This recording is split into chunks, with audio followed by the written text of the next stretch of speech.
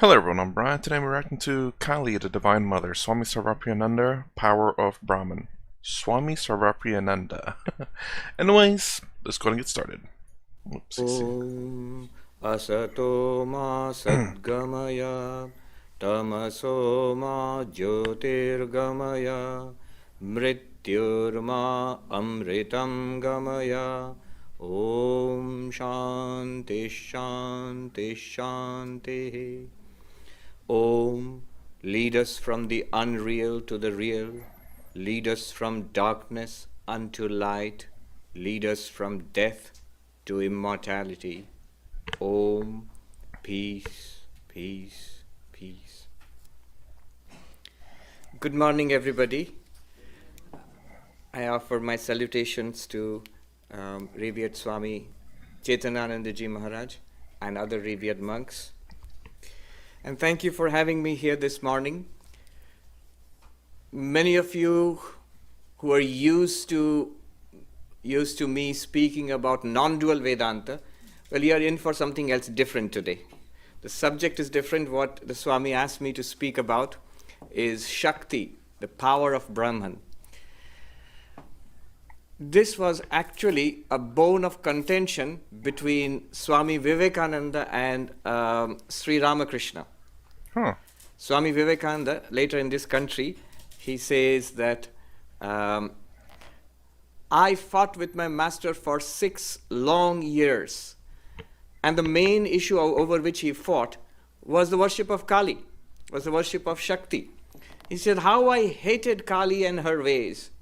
And yet he made me over to her and she made a slave of me. In fact, it is because of Kali, it is because of Shakti that Vivekananda, Narendranath becomes Vivekananda. He comes to the West. The Vedanta societies are here today. The floodgates of the accumulated spiritual treasures of the East have flowed to the West over the last 125 years. And which is why you are here today and I'm here today also. So it is a very central subject. But yes, Swami Vivekananda, when he came to the West in 1895, after starting the Vedanta Society of New York, he goes to Thousand Island Park in St. Lawrence River, and he stayed there for 6 weeks, and he taught a small group of disciples. And that became the well-known Inspired Talks. And there, in the Inspired Talks, I found in one day he has given a talk about exactly my subject, what I'm going to talk about today. And it's only 1 page, but I found there so much material, it could be a book. Every sentence there could be a chapter in a book. So I thought I would summarize what he said, but you cannot match Swami Vivekananda's language. So I will read out what he said there about the Divine Mother, about Shakti. But the story about him and the Divine Mother is well known to all of us. How he would avoid going to the temple of Kali, and he in fact even discouraged Rakhal, who later became Swami Brahmananda, because they were all members of this well-known Hindu reform movement of the 19th century, the Brahmo Samaj, who were against any kind of worship in images. And so Narendranath would tell Rakhal that you have signed up for that. Why are you going to that temple and worshipping that image? And Rakhal, who was of a very sensitive and soft nature, started avoiding Narendranath. Till Sri Ramakrishna found out and scolded Narendranath. He said, can everybody go straight to the transcendent aspect of the reality? Let people go in their own way. Why are you discouraging Rakhal? It so happened that Narendranath had fallen upon hard times, and he came to Sri Ramakrishna and said, my family is suffering. His father had passed away and leaving the entire family in debt and a terrible condition. He couldn't get a job. So my family is suffering, want of food, and so many problems. Could you ask the Divine Mother, Kali, for taking care of these problems? I know she solves these problems also. And Sri Ramakrishna said, look, I don't ask these things. Why don't you go and ask? Today is a good day. It's a Tuesday. It's the day of the Divine Mother. So why don't you go and ask? He is, sort of pushing him towards that. Narendranath was not willing at first, but Sri Ramakrishna persuaded him, cajoled him into, go and ask. She will listen. And he goes there, comes back after some time, and Sri Ramakrishna says, well, did you ask? He said, yes, when I went there, it was a living presence. But yes, but did you ask for money? He said, no, I could not. I asked for knowledge and devotion and dispassion for worldliness. And to show me the difference between the real and the unreal, Viveka, from which his name comes, Vivekananda. And Sri Ramakrishna was, well, that's all right, but did you ask for money? How foolish. Go and ask for money. There's still yet time. And so he sends Narendranath back again. We know the story. He goes, and the second time comes back, and the same thing is repeated. And Sri Ramakrishna says, but you should ask, you wanted money, you should ask for money, go again. Third time, Narendranath is sent back to the temple. Again, he comes back, overwhelmed by a living presence of the mother, and couldn't ask for money. And of course, this is what Sri Ramakrishna wanted. But, and Narendranath also realized that I understand now this is your play. You are doing this on purpose.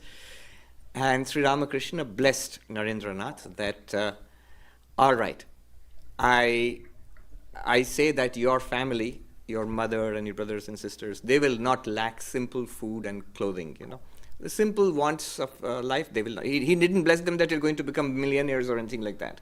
But they will not suffer from poverty. That much he blessed. And he was so delighted.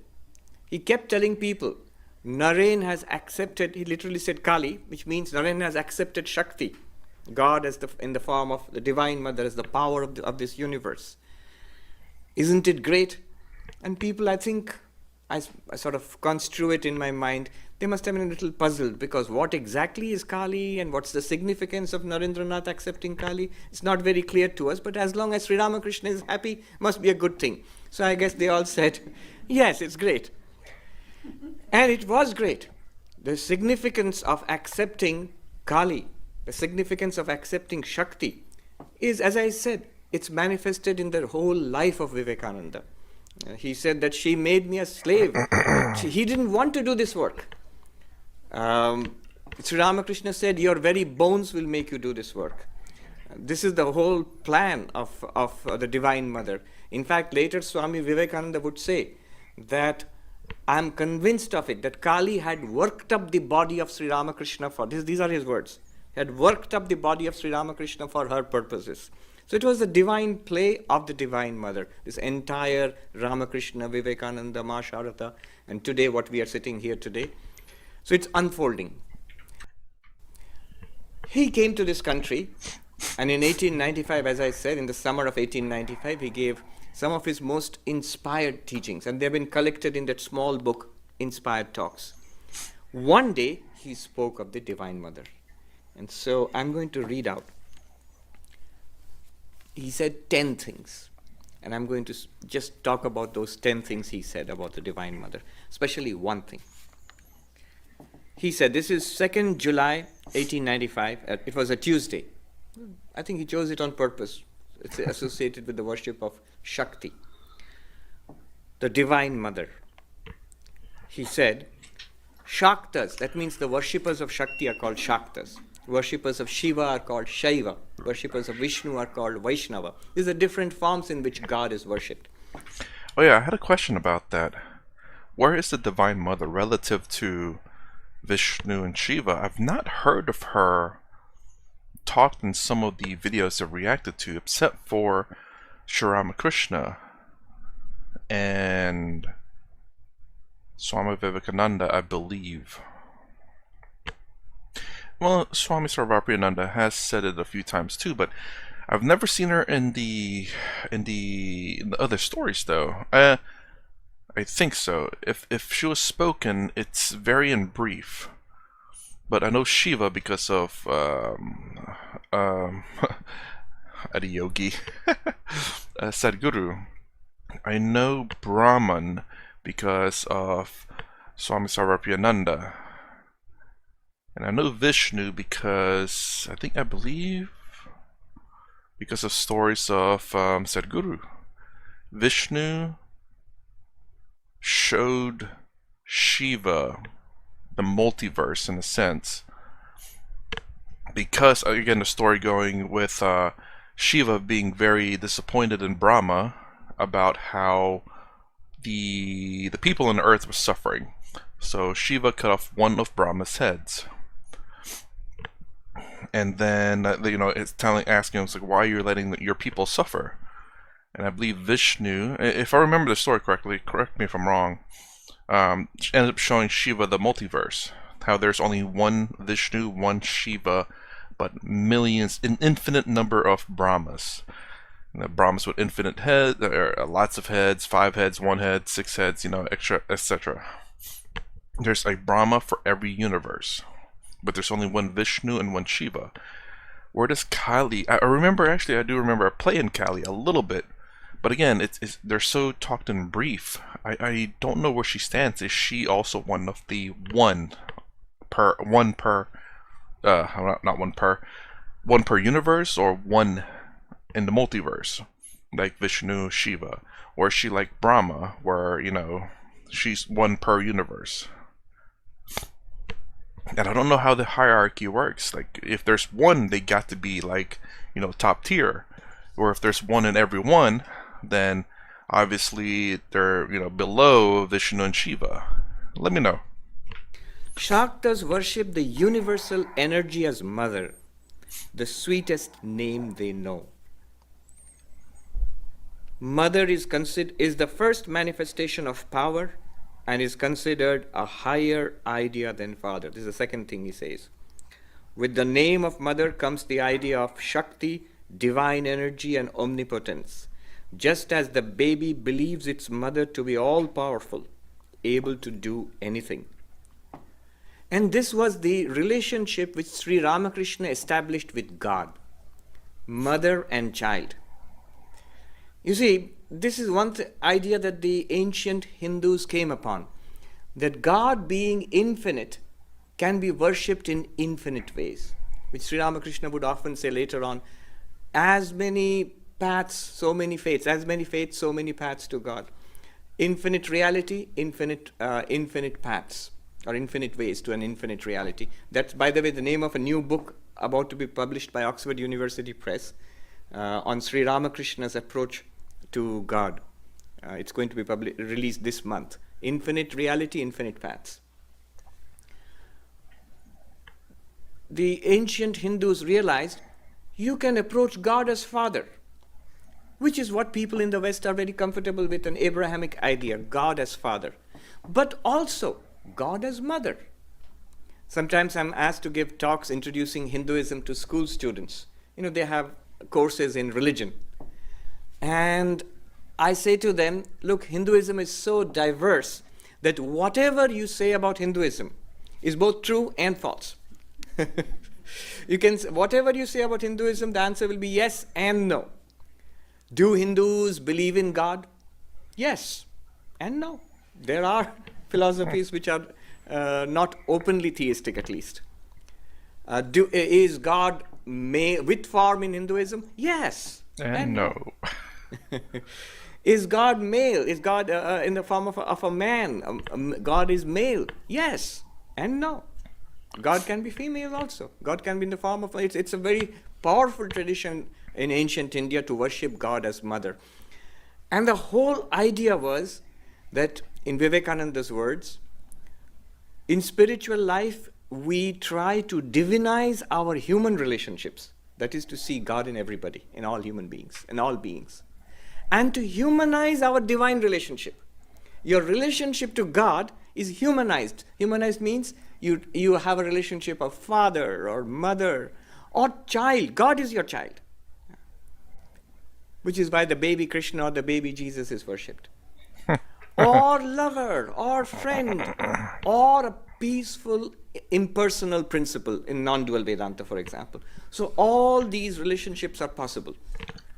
And Sri Ramakrishna, among all of them, Sri Ramakrishna explored all of them.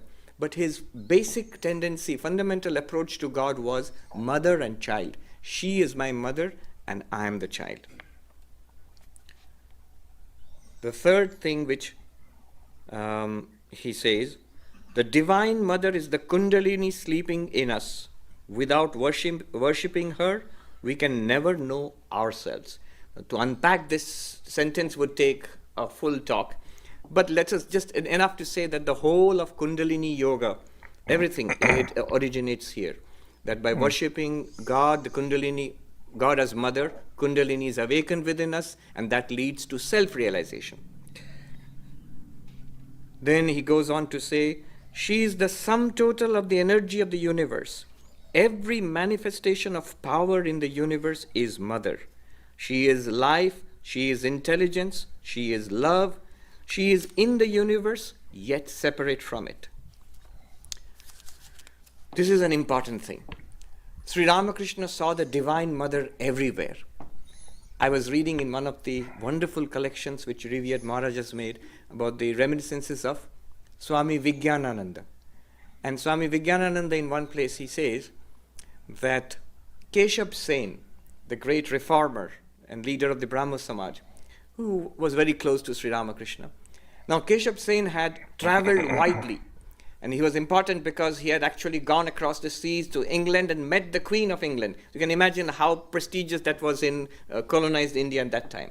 So, Sri Ramakrishna says to Keshav Sen that you have gone over all the world, you have traveled across oceans and lands and seen so many things. But have you not seen my mother who pervades all these things? In Bengali, Jagod jure amar maa ke dakhoni. Have you not seen my mother who is in all things, who pervades this universe? And Swami Vijnanananda ji goes on to say, after that, he says that go ahead in spiritual life, do not be satisfied with a little realization. Very soon you will see a divine radiance filling the entire universe. Now this immediately reminds me of in Sri Ramakrishna's first vision of the Divine Mother. If you recollect that dramatic incident, how it was 1856, I think, where in the temple of Kali in Dakshineshwar, he is appointed the priest, and he sees this remarkable, it's an extraordinary image, those who have seen it there. And he is devoured by this passion, this intense desire. Is she real? Is she just an image? Is she living? Is she real? Can I experience God? Can I see God? And his first approach is very important, because before all the meditation, all the mantras, all the Vedanta, all the Tantra, all the teachers coming, before all of that, he first takes the heaven by storm, by simple passion for God, simply by crying for God. We read how he would throw himself on the bank of the river Ganga and rub his face on the ground, crying that, Mother, one more day is gone as the sun would set on the western horizon. One more day is gone and I have not seen thee. And people who would gather around this young priest would think he's mad, or he's a poor village boy, misses his mother who's in the village. Maybe he's crying for his mother who's in the village. And finally he had the vision of the mother in the temple. And the vision was very interesting. His description was a white radiance. First vision was formless, a formless infinite radiance of awareness, being, pervading the entire universe. After that he sees the form of the Divine Mother. He says the blissful form of the Divine Mother after that. And here it is, this one reality filling the entire universe. But, and here it sounds a lot like non-dualism, Advaita Vedanta. But immediately after that, Swami Vivekananda says, she is a person. She is a person and can be seen and known. And he says, as Sri Ramakrishna saw and knew her.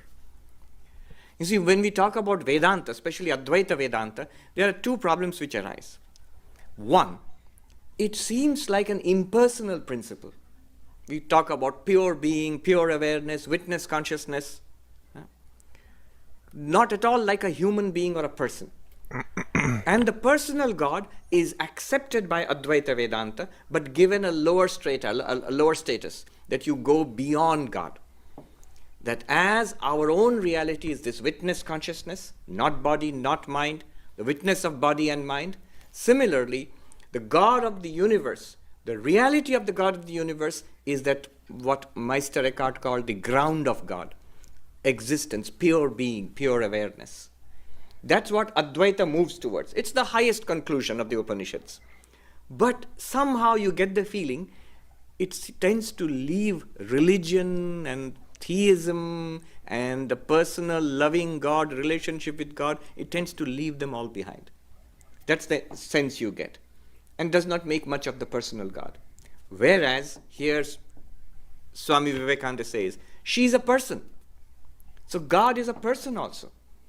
Sri Ramakrishna related to the Divine Mother as mother, like you would go to your own mother and talk to her. He would actually talk to God. And he would, when somebody was skeptical, he would say, but she talks to me. Kotha kohe je.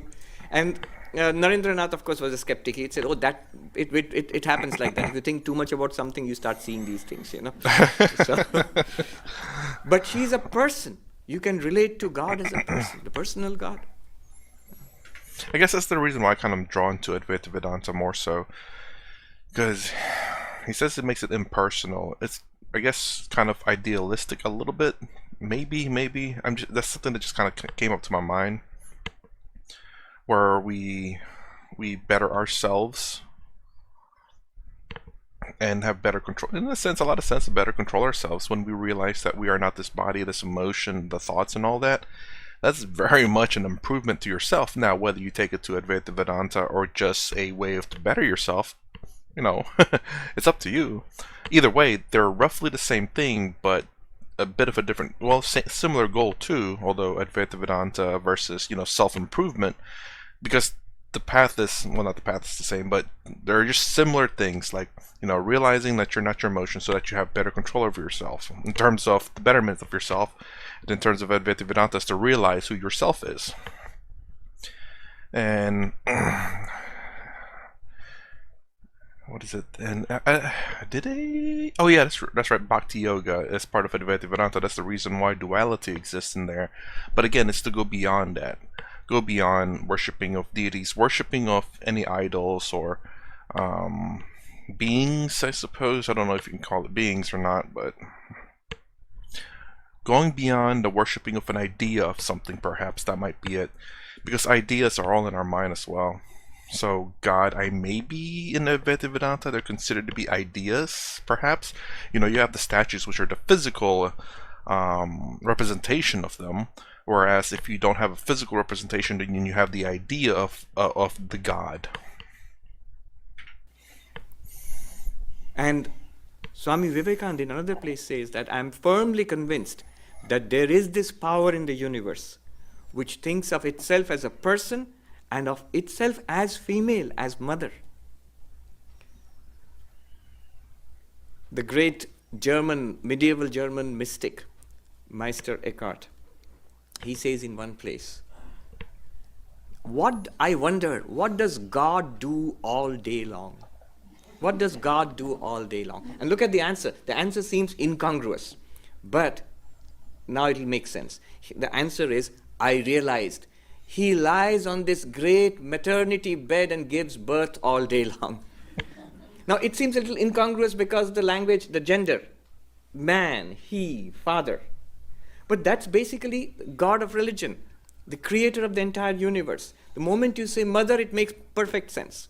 Because we are all the children, the creation of this one divine mother. And she sees herself as a person and as our mother.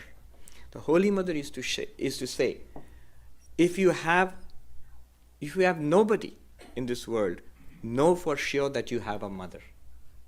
Know for sure. Even if you have nobody else in the world, know for sure that you have a mother. She is a person and can be known as Sri Ramakrishna saw and knew her. Sixth, established in the idea of mother, we can do anything. She quickly answers prayer. A very important point. I'll make a quick observation about this. That he said in the West, here I have taught only the Upanishads. There is enough in the Upanishads for the liberation of humanity. If you want moksha, liberation, enlightenment, freedom, salvation, whatever you wanted, Vedanta can give it to you. Non-dual Vedanta can give it to you, and that's enough.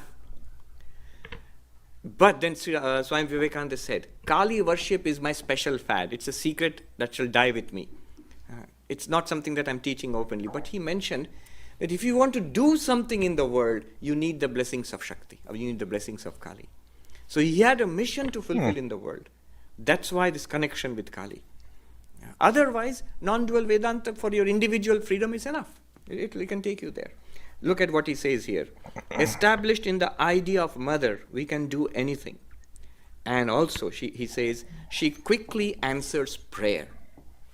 This is one thing I've seen among senior monks. When somebody approaches with some problem, they invariably say, pray to God, or pray to Sri Ramakrishna, pray to Thakur.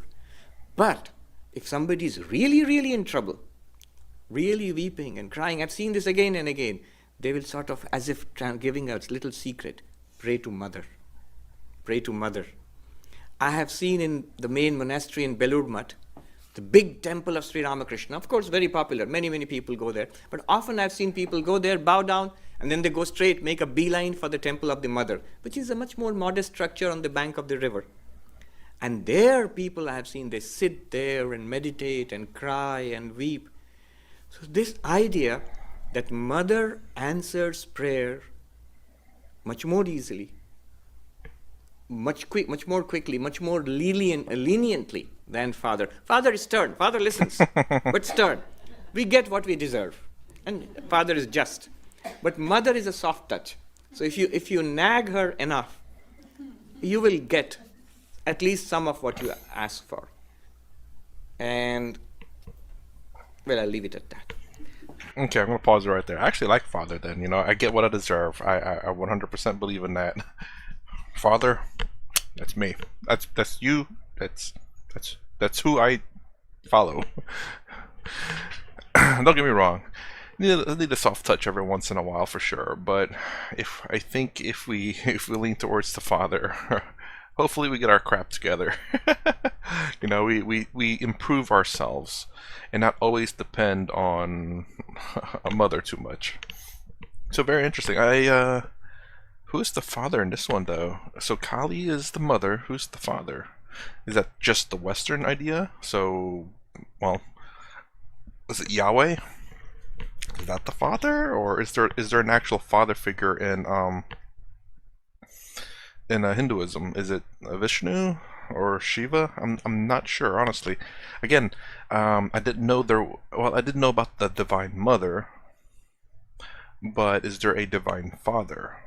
I've not heard anything about this one, if there is. So let me know in the comments below. But yeah, interesting. Again, for me, I am very much for whoever the father happens to be, you get what you deserve. I am very much for that.